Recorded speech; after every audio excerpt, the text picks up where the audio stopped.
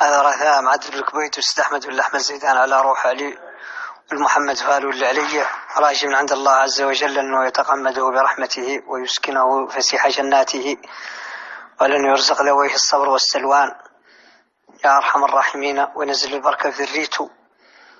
وطالب من جميع الموريتانيين السماح لهذا الرجل اللي خدمنا كثير من الزمن وفنا فينا واحنا مدينين له، والمسلمين بيناتهم يالله لا، وما خالق حد ما عنده عليه حق من الثاني، للمسلمين كلهم له حق على الثاني، واحنا راجين في الله نعود الله متسامحين ان شاء الله. الشعب الموريتاني بصفه عامه معزبيه، الشعب الموريتاني بصفه عامه ولاسرته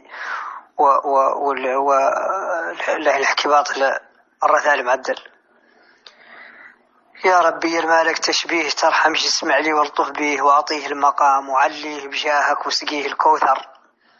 يا الرؤوف الحي الحق به ذا اللي قد تفعل به اظفر من الافعال الزينه واعطيه يا الاله انهار المحشر لطفك. يا ربي شفع فيه نبينا ما هو حد اخر يجيبوا للحوض ويسقيه لين الوجه يتنور. وارضى عنه ربي وارضيه ويعود في قصره يسرر. صلي قد اللي حايط به زاد على سيد البشر نبينا صلى الله عليه أفضل الأنبياء والشهر.